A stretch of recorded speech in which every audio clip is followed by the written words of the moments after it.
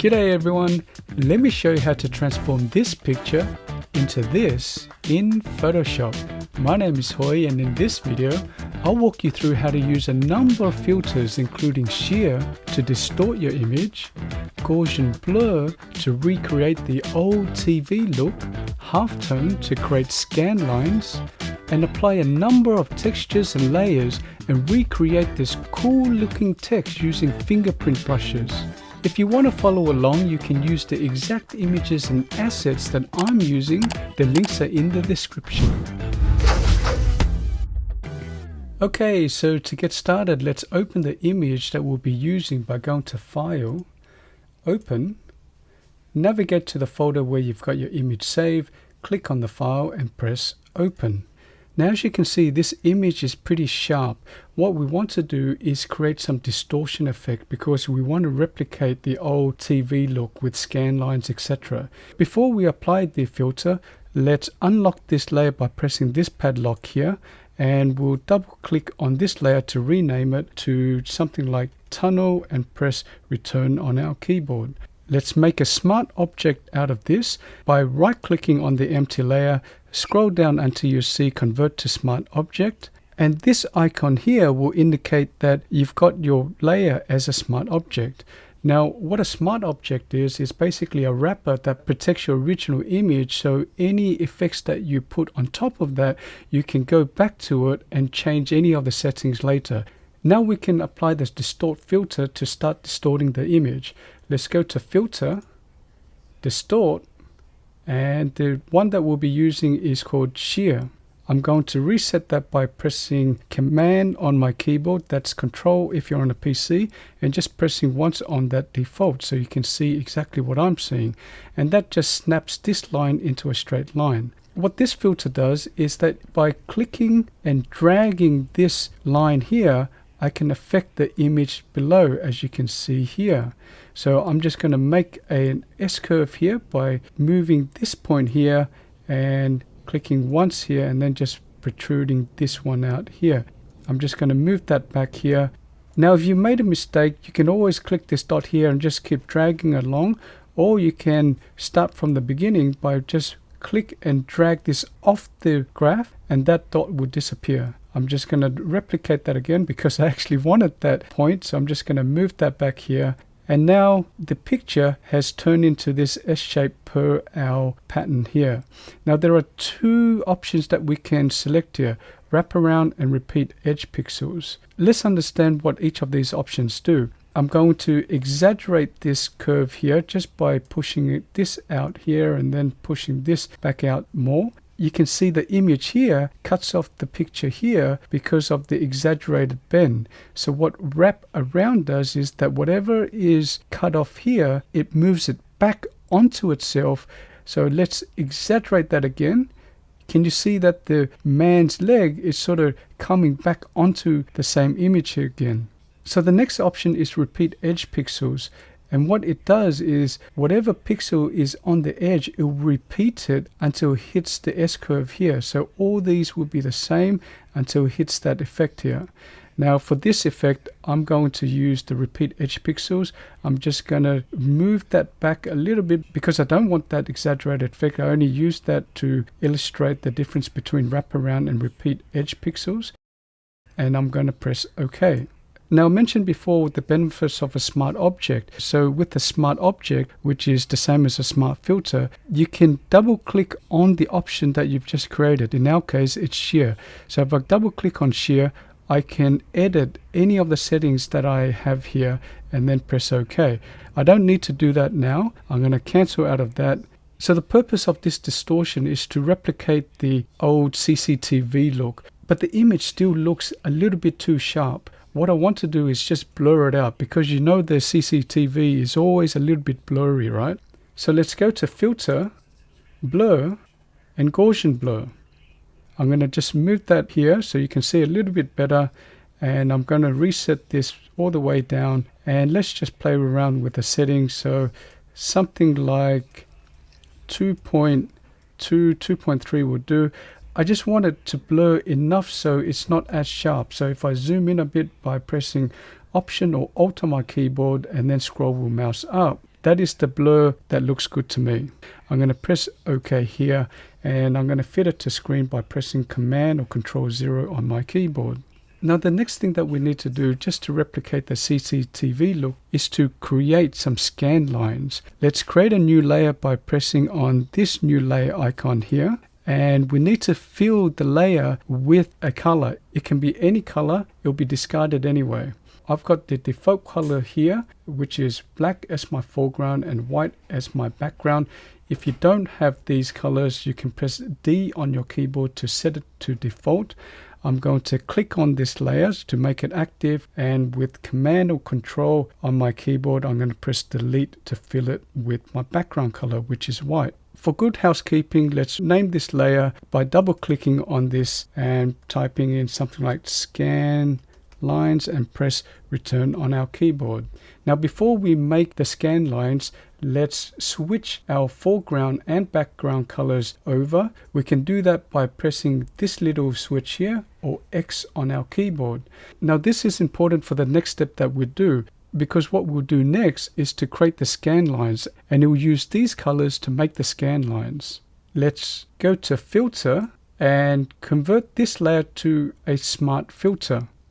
Let's press OK and then go back up to Filter again and then press Filter Gallery. So you can see that I've practiced before and I've already got my scan lines, but don't worry, I'll walk you through step by step. So on the right hand side here, make sure that you've got Sketch selected. Click on halftone pattern here, and that option will show on this side here. Make sure that this is the only pattern that you see. If you've got another filter under or above this layer, simply delete it. Now I'm going to replicate that if that didn't make sense. So let's say you've got another effect here. Simply click on whatever effect that you have, and then with that selected, just simply press this trash can here. It's important just to make sure that this is the only effect here. Now we've got the size at 2, and what the size means is the size of the bars coming across. So if I go all the way up to 12, you can see the size of the bars are increased. Now I'm going to leave it like that for the time being. I will change it back, but the reason why I'm going to leave it because I want to demonstrate what contrast is. Now contrast in this context is how sharp or blurry the lines are. So if I crank it up all the way to 50, the lines on the left are very sharp. It's got contrast. Whereas if I go all the way down to 0, the lines are blurry. Now to replicate the CCTV look, we want it blurry. So we want a contrast of 0 and maybe a size of around about 2. And that looks good to me, so I'm going to press OK. Now the blend mode at the moment is normal, so what we need to do is change it to something like overlay or soft light. I'm going to select soft light because it's a milder version of overlay. What I want to do now is to add some color to this. Although the picture is in black and white, we can inject a little bit of color to add some coldness to this. And because I want the effect on top of this tunnel layer here, I'm going to click on this tunnel layer here so it's selected. Let's go to our adjustment layer icon here and go up to color balance. Because I want a cool and cold look, I want to push the colors towards blue. So with midtone selected as default, I'm just going to crank this towards cyan, and then just move this towards greenish, and then maybe exaggerate the blue here as well.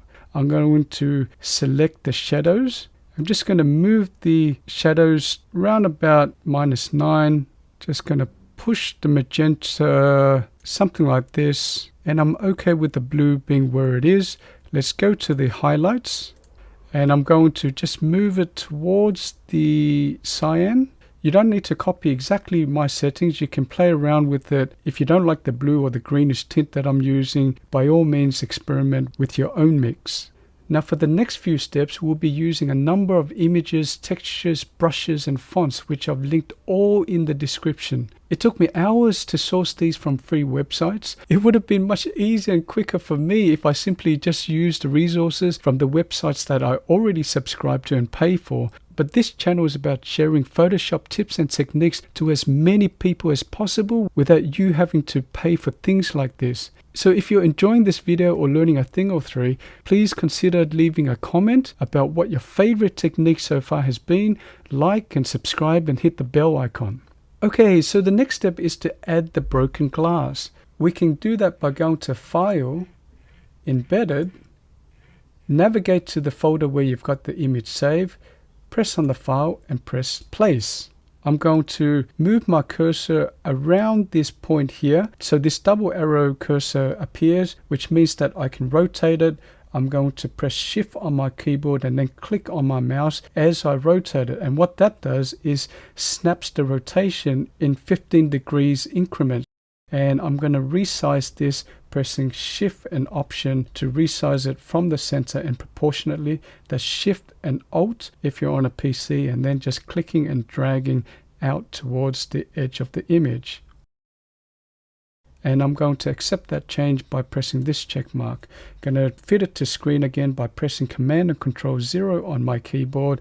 And let's change the blend mode from normal to screen so we can see the layer underneath. Let's not forget to rename this by double clicking on this and typing in broken glass and press return on our keyboard. Now, because this layer is beneath the scan lines will be applying over this image here. I don't want that, so I'm going to click and drag it so it's on top. And then once I see this blue line here, I'm going to release my mouse so the broken glass is on top of the scan lines. I'm going to move this broken glass layer so this open area here is sort of over the two men here.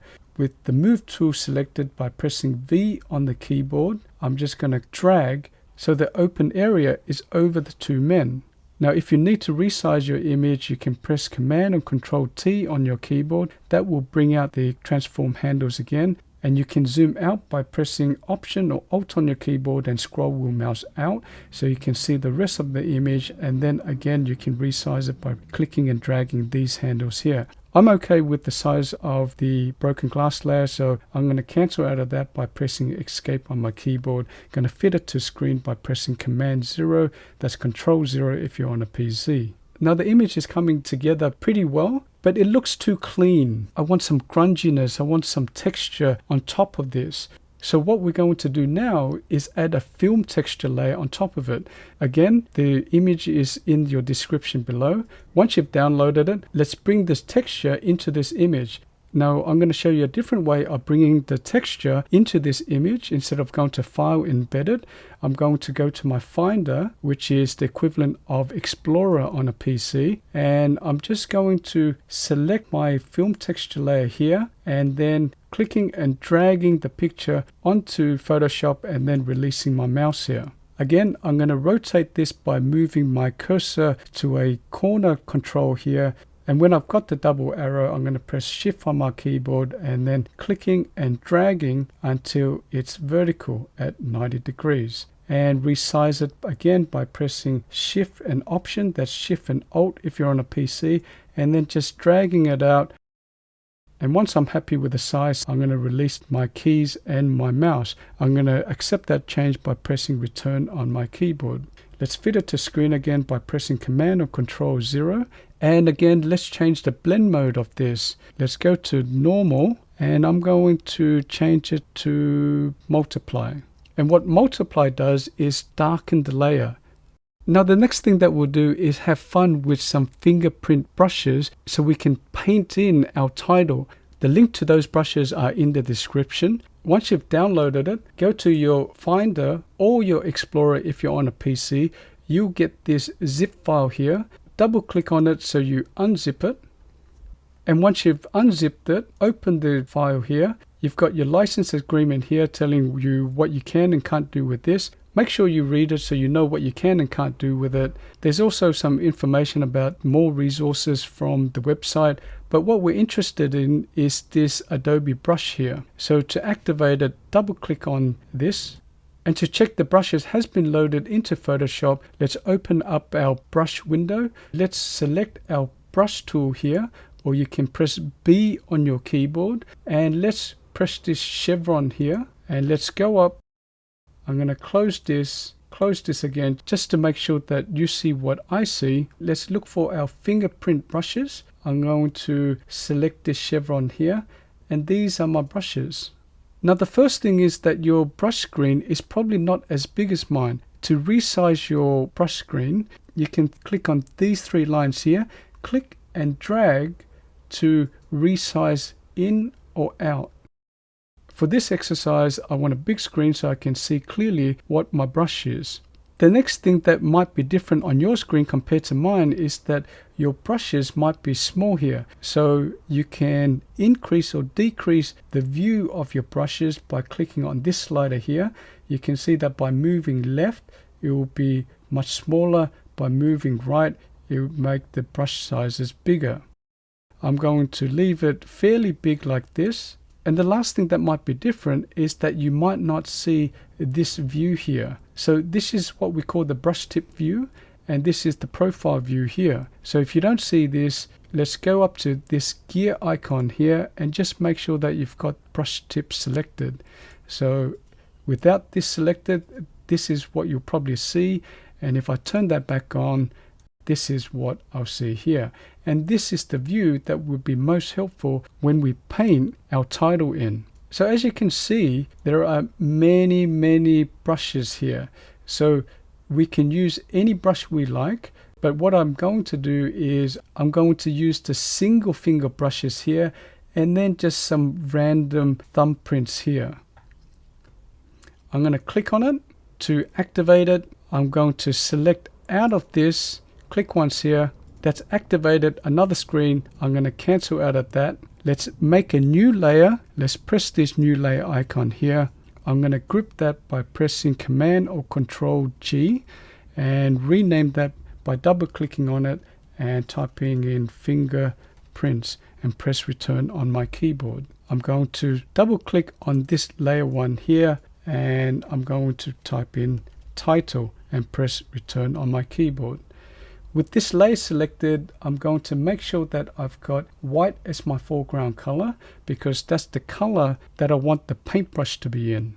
Now, this is my paintbrush here. Obviously, it's too big. You can resize your brush by moving your cursor onto the image and then just pressing Control, Option, left click on your mouse and then just dragging it to the left. If you're on a PC, that's Alt and right click on your mouse and dragging your mouse to the left. I'm going to resize this to something like this. And once I've got it to a size that I want, I'm going to zoom in a little bit by pressing Option or Alt on my keyboard and scroll wheel mouse up. I'm going to pan down a little bit by pressing spacebar and clicking and dragging on my mouse. Now the title I'm going to create is Suspect with SUS, sus on one line and then the rest on the second line. I probably zoomed in a little bit more than I should have, so I'm going to zoom out a bit by pressing Option or Alt on my keyboard and scroll wheel mouse down. I'm going to center that by panning across spacebar and clicking and dragging the picture across. I'm going to click once here for my S, and then I need a horizontal line that comes across from here to here. Now I can rotate the brush by pressing my left or right keys on my keyboard, and that will turn it in individual degrees, which you can see here. Now because this takes long to press individual degrees, I can turn that a little bit quicker if I press Shift as well as my left or right cursor keys, and you can see that it goes up by 15 degrees increment. So I'm just going to make it straight like this and gonna click once here, and if I click it again, it will just paint a little bit more. I'm going to do the same here. And I'm going to change my brush by clicking on this chevron here. I'm going to select, say, this one so it's not all uniform, and I'm going to click out of this. Now I'm not sure whether you can see it. There's a crosshair here, which means that I can't see the entirety of my brush. If that's the case, you can resize your brush by moving your cursor over the image and pressing Control, Option, left click and dragging your mouse to the left. and that will resize it. If you're on a PC, that's Alt, right click and dragging your mouse to the left. I'm going to use this bar here. Let's rotate our brush because I need another line from here to here. I'm going to press Shift on my keyboard and then the left cursor key to rotate it in 15-degree increment. Once it's a straight line, I'm going to press this a couple of times. So that's my S here. Now remember, you have all these paintbrushes at your disposal, so feel free to use any of these. You don't need to copy exactly what I'm doing. Be as creative as you want. So I'm going to take the time to paint out my words, and I'll see you back here shortly.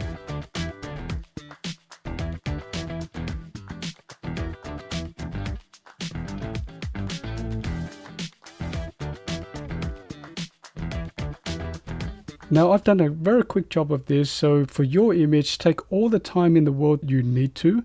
I'm going to resize this a little bit. It's a little bit too big, so I'm going to press V on my keyboard to bring out the move tool. And I'm going to make sure that my title layer is selected. I'm going to bring out my transform handles by pressing Command or Control T on the keyboard. And I'm going to resize that proportionally by pressing Shift on my keyboard, and I'm going to move that up. Something like this looks good. I'm going to confirm the change by pressing this check mark here. So what I want to do next is to add some blood effect here, still using the fingerprint brushes. So I'm going to create another layer by pressing this new layer icon here. I'm going to rename this by double clicking on that and typing in blood effect and press return on my keyboard. I'm going to invoke my brush tool by pressing B on my keyboard, and I'm just going to make sure that I've got the brush that I want, and this looks fine. I'm going to click out of that, and let's just change the color of the paint. So I've already got a color in mind. This deep red color is a good color for blood, I think, so I'm going to press OK. So I'm going to add a few strokes here and there just to give it a blood effect. So I'm going to zoom in a little bit by pressing Option on the keyboard. That's Alt if you're on a PC, and scroll wheel mouse up. I'm just going to make this brush horizontal. Shift and left click on my cursor. That will do. And I'm just going to resize it a little bit more. Something like this. Going to zoom out a bit and scroll up here. So I'm going to make this vertical. Just so my blood effect is not uniform, I'm going to change my brush again by clicking on here. Something like this looks good. I'm going to click out of that and I'm going to resize it again so it matches the text that I want. And you can also put the blood effect behind the white paint here. So I can do that by creating another layer here and then just moving it down below the title. I'm going to rename that by double clicking on that. I'm just going to put blood effect dash behind so I know which is which. I'm going to change my brush.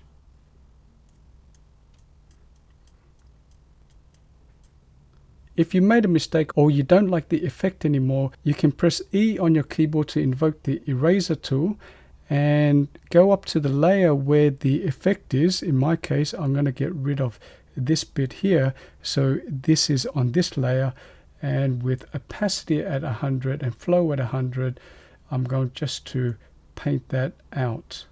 Perhaps I can do with one reddish spot here again.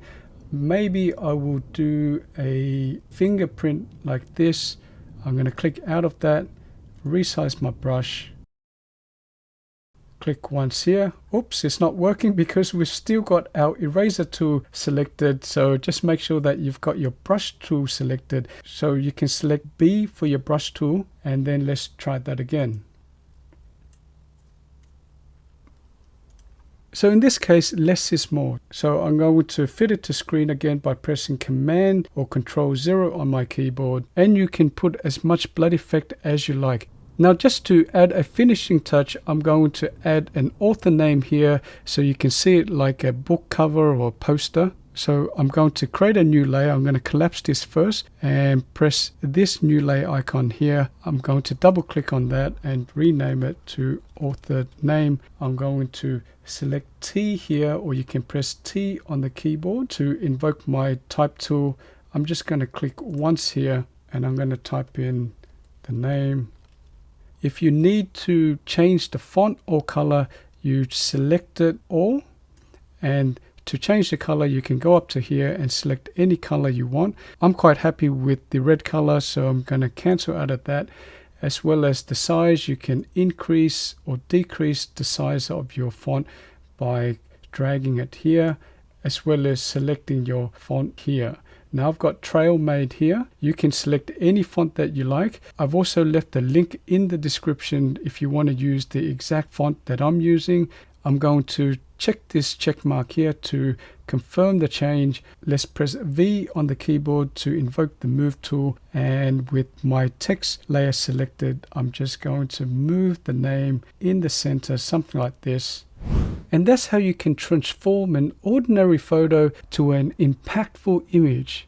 Now let's just go over what we've did. I'm going to reduce the size of the properties panel so we can see our layers panel a bit better. I'm just going to go down to my original image. And this is the image that we started off with.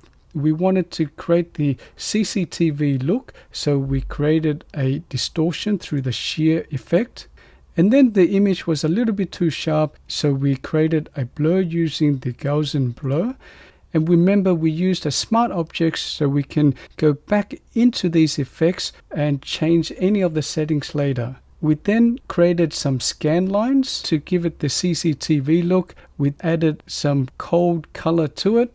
We added a broken glass layer. We also put some noise into it by using this film texture. And then we created the title by using fingerprint brushes. We added some blood effect. And as a final touch, we added an author's name. And that's how you can transform a photo into an impactful image. And if you want to continue to increase your impact as a Photoshopper, you need to master masking. So make sure you check out my masking videos so you can level up your Photoshop skills.